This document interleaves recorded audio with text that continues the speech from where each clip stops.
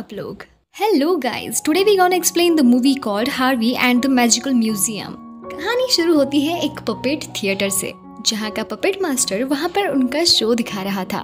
वो इस काम में बहुत ही ज्यादा माहिर था।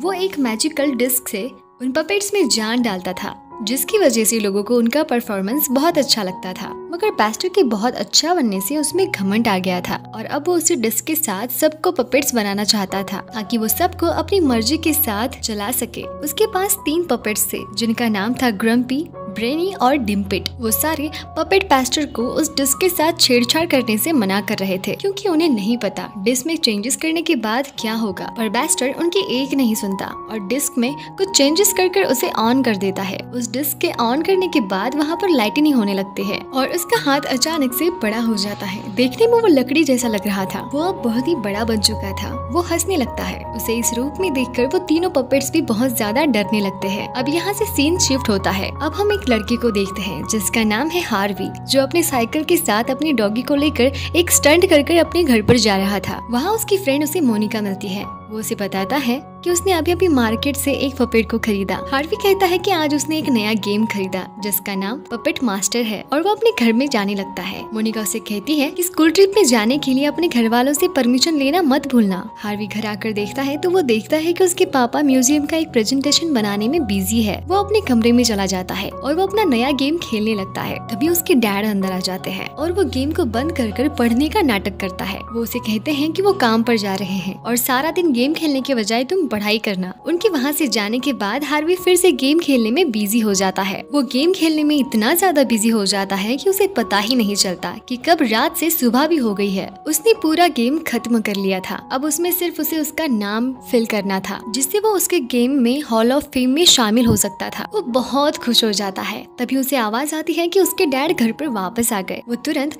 गेम को एक बोर्ड से छुपा कर सोने का नाटक करता है। वो देखते हैं कि हार्वी अभी तक सो रहा है। जब वो उसे देखने के लिए उसके नजदीक जा रहे थे, तभी वो हार्वी के जूतों की वजह से नीचे गिर जाते हैं और इसी के साथ हार्वी का कंप्यूटर भी उसे नजर आता है। तभी हार्वी उठकर उस कंप्यूटर को छुपाने की कोशिश कर रहा था और वो उससे बहुत ज्यादा नाराज हो जाते हैं और गुस्से से कहते हैं कि तुमने सारा दिन रात गेम ही खेला। और वो जल्दी से उसमें अपना नाम एंटर करने लगता है, लेकिन तभी उसके डैड उसके हाथ से जॉयस्टिक ले लेते हैं और इस झगड़े के दौरान हार्वी का कंप्यूटर टूट जाता है और वो उससे गुस्सा होकर वहाँ से चला जाता है और साथ में उन्हें कहता है कि वो कभी उनसे प्यार नहीं करते। हार्वी अपने स्कूल के लिए निकलता है और वो घड़ी में देखता है कि वो बहुत लेट हो चुका है। वो अपना स्पीड बढ़ा देता है। इधर मोनिका अपने स्कूल मास्टर से कह रही थी कि वो थोड़ा देर रुके, हार्वी अभी आएगा, पर वो बिना हार्वी को लेते ही ट्रिप पर चले जाते हैं। हार्वी वहाँ पर देखता है कि उनके शहर का मेयर म्यूजियम को तुड़वा रहा है और ये वही म्यूजियम था जिसे उनके डैड बचाने की कोशिश कर रहे थे। वहाँ 2 वर्कर अपने जेसीबी से उस म्यूजियम को तोड़ने में लगते हैं, पर जेरी उन्हें रोकने की कोशिश कर रहा था।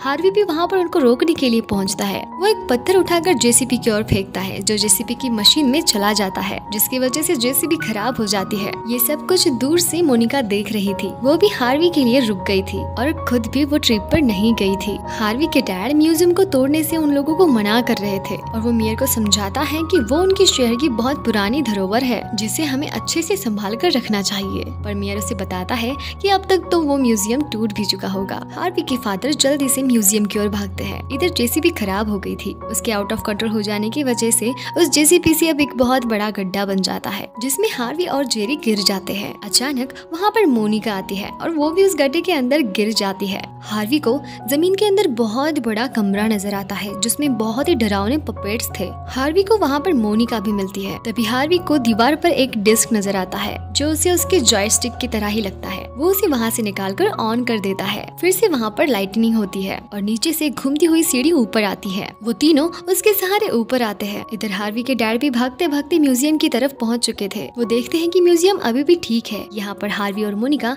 ऊपर पहुँचते हैं। वहाँ उन्हें बहुत सारे पपेट्स नजर आते हैं और तभी उन्हें बैस्टर के वही 3 पपेट्स नजर आते हैं। ड्रम्पिट कहता है कि हार्वी के हाथ में अब ये डिस्क है, यानी कि अब से यही हमारा मास्टर है। हार्वी कहता है वो किसी का मास्टर मास्टर नहीं है, पर ब्रेनी उसे समझाता है कि तुम्हारे हाथ में जो डिस्क है उसी की मदद से बैस्टर हमें चलाता है। अब ये तुम्हारे हाथ में है तो तुम ही हमारे राजा हो। हार्वी उस डिस्क को गौर से देखता है और वो उन्हें पूछता है कि क्या वो भी इसे कंट्रोल कर सकते हैं। ब्रेनी उसे कहता है कि तुम्हें साबित करना होगा तुम इस डिस्क की पावर को संभाल सकते हो या नहीं। उसके बाद ही तुम एक पपेट मास्टर बन जाओगे और तुम बाद में यहाँ पर के सारे मरे हुए पपेट्स को जिंदा कर फिर से इस म्यूजियम में जान डाल सकते हो। मोनिका कहती है कि ये कोई थिएटर नहीं है, ये बल्कि म्यूजियम है जो कुछ दिनों में ही तोड़ दी जाएगी। वो वहाँ से जाने लगते हैं। तभी उनमें से एक पपेट उन्हें अपने पुराने पपेट मास्टर की कहानी फ्लैशबैक में दिखाते हैं कि कैसे उनके मास्टर ने अपनी पावर की जहन में आकर उन्हें इस तरह से हमें खिलौना बना दिया और बाद में इस डिस्क की पावर ने उसे हमेशा के लिए कैद कर दिया। डिम्पिट हार्वी से कहता है कि वो चाहते हैं कि तुम हमारे नए मास्टर बनो और उनके ग्रेटेस्ट मास्टर के हॉल ऑफ फेम में शामिल हो जाए। ये सुन के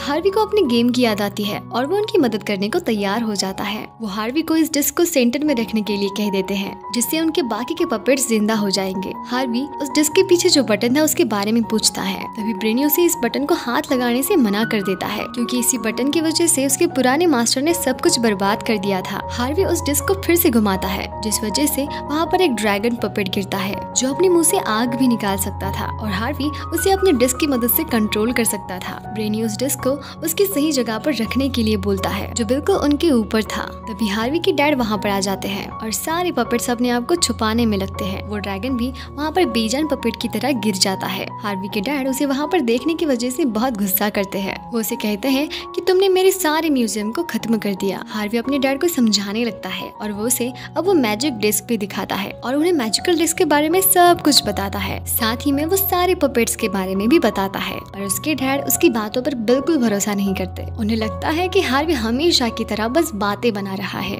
हार्वी उस ड्रैगन को उठाकर उन्हें दिखाने की कोशिश करता है पर वो ड्रैगन बिना कोई हरकत किए वैसा ही पड़ा रहता है। हार्वी इस बात से बहुत नाराज हो जाता है और वो कहता है कि कभी भी उसके डैड उस पर भरोसा नहीं करते क्योंकि उन्हें सिर्फ और सिर्फ अपने म्यूजियम से प्यार है। तभी हार्वी के डैड सोचने लगते हैं कि वो हार्वी पर बहुत ज्यादा गुस्सा कर गए और वो उसे उसके डिस्क को वापस देने लगते हैं। तभी पीछे से ड्रम भी उन्हें मारकर गिरा देता है और वो बाकी के सारे पपेट डिस्क को गिराने से बचाते हैं। ब्रेनी उस डिस्क को हार्वी को दे देता है और जल्दी से उसे ऊपर लगाने को बोलता है। हार्वी उस ड्रैगन पर बैठकर ऊपर जाने लगता है। उसके डैड उसके पीछे भागते हैं और वो उस ड्रैगन की पूंछ में लटक जाते हैं। किसी तरह से हार्वी ऊपर तक पहुंचता है और हार्वी के फादर भी वहाँ पर ऊपर हवा में लटके थे। वो हार्वी को मना कर रहे थे मगर हार्वी उस डिस्क को सेंटर में लगा देता है जिसके बाद वो पूरा म्यूजियम ऊपर आसमान में उड़ने लगता है। ब्रेनी उसे कहता है इस डिस्क को स्टॉर्म क्लाउड से एनर्जी मिलेगी और सारे पपेट्स जिंदा हो जाएंगे। कुछ ही देर में उनका म्यूजियम स्टॉर्म क्लाउड के पास पहुंचने वाला था जिससे डिस्क को एनर्जी मिलती है जो वहाँ के बाकी पपेट्स तक पहुँचती है और वो सभी जिंदा होने लगते हैं। पर तभी हार्वी के डैड आकर उस डिस्क को निकाल देते हैं और वो म्यूजियम वापस से अपनी जगह पर आ जाता है। हार्वी अपने डैड पर बहुत गुस्सा हो जाता है और कहता है वो कब उन पर विश्वास करेंगे। वो जाकर डिस्क को उठाता है। वो अभी भी काम कर रहा था और तभी हॉल ऑफ फेम का एक बोर्ड उनके सामने उभरता है। वहाँ पर अब तक के सारे ग्रेटेस्ट मास्टर में हार्वी का भी नाम होता है।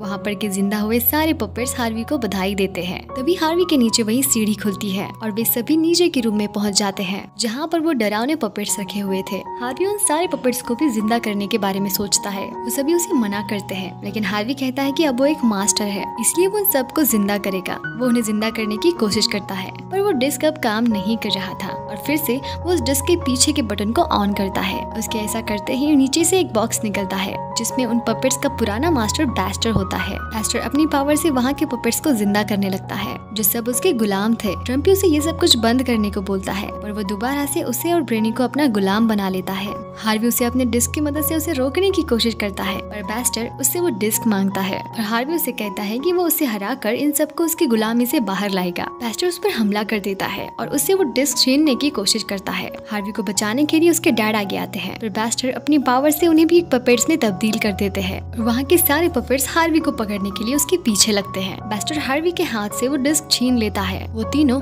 उस पपेट से बचकर उस दरवाजे के थ्रू एक दूसरे रूम में आ जाते हैं। वो जगह उन्हें एक लैब की तरह नजर आ रही थी और ये वही जगह थी जहाँ पर बैस्टर ने उस डिस्क में चेंजेस किए थे। मोनिका कहती है कि हमें किसी हालत में बैस्टर के हाथ से वो डिस्क छीननी होगी जिसके बाद उसके डैड और वो सारे पपेट्स वापस आ सकते हैं। हार्वी को बैस्टर की एक तस्वीर नजर आती है जिसमें वो देखता है कि बैस्टर के हार्ट की जगह वो डिस्क लगी हुई थी। वो अब वहाँ से बाहर निकलने की कोशिश करने लगते हैं। तभी जेरी उन्हें एक रास्ता दिखाता है। वहाँ पर लिफ्ट थी ऊपर जाने के लिए, जिससे वो सारे ऊपर जाने लगते हैं। बैस्टर बाहर आकर सारे लोगों को पपेट्स में तब्दील कर रहा था। तब तक हार्वी और मोनिका भी ऊपर पहुंच चुके थे। हार्वी छुपता हुआ बैस्टर के नजदीक पहुंचता है और किसी तरह से उससे वो डिस्क छीन लेता है और वो भागकर उस डिस्क को उसकी जगह पर रख देता है, जिससे सारे पपेट्स और उसके डैड जिंदा हो जाते हैं। और बैस्टर फिर से उस डिस्क को छीन लेता है और उसे वहाँ पर ऊपर से नीचे फेंक देता है। तभी उसके डैड उस ड्रैगन को लेकर हार्वी को बचा लेते हैं। वो उसे कहते हैं कि उन्हें किसी भी हालत में बैस्टर को हराना होगा, नहीं तो वो पूरे शहर को पपेट्स में बदल देगा। हार्वी उसे रोकने पहुंचता है। बैस्टर उसके सारे गुलामों को उस पर हमला करने के लिए भेजता है, पर ड्रैगन की आग से बैस्टर के सारे गुलाम खत्म हो जाते हैं। बैस्टर अभी भी उसके पावर से उन पर हमला कर रहा था और हार्वी उनके हमलों से बचने की कोशिश कर रहा था। और वो अपने डैड को एक प्लान बताता है कि वो जाकर बैस्टर का ध्यान भटकाए और बाद में हार्वी उस डिस्क को ले आएगा। और वो बैस्टर के पास पहुंचते हैं और उसके डैड जंप कर बैस्टर के पाँव पकड़ लेते हैं, जिसके बाद हार्वी जाकर उसके हाथ से वो डिस्क छीन लेता है। पर तभी बैस्टर मोनिका को पकड़ लेता है और उसके बदले उस डिस्क को वो वापस मांगता है। हार्वी सोचने लगता है कि इस डिस्क में ऐसा क्या है जिसे लेने के लिए बैस्टर इतना बेताब है। तभी उसे बैस्टर की तस्वीर याद आती है और वो जाकर उस डिस्क को उसके हार्ट के पास लगा देता है, जिसके तुरंत बाद बैस्टर के शरीर से ग्रीन कलर की गैस बाहर निकलती है और वो अपने असली रूप में बाहर आ जाता है। बैस्टर हार्वी को अपने वापस के रूप में लाने के लिए थैंक्स बोलता है और वो गायब हो जाता है। सारे लोग जो पपेट्स बन चुके थे वो सारे ठीक हो जाते हैं और फाइनली उस डिस्क को म्यूजियम में रख दिया जाता है, जिसे देखने के लिए बहुत से लोग आने लगे थे और इस पपेट थिएटर को भी लोगों के लिए फिर से खोल दिया गया। और इसी के साथ ही प्यारी सी मूवी यहीं पर खत्म होती है।